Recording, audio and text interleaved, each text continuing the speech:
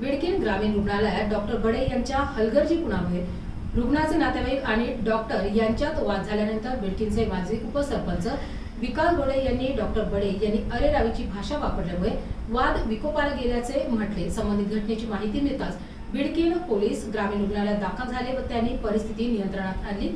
सध्या रुग्णालयात तणावपूर्ण वातावरण आहे।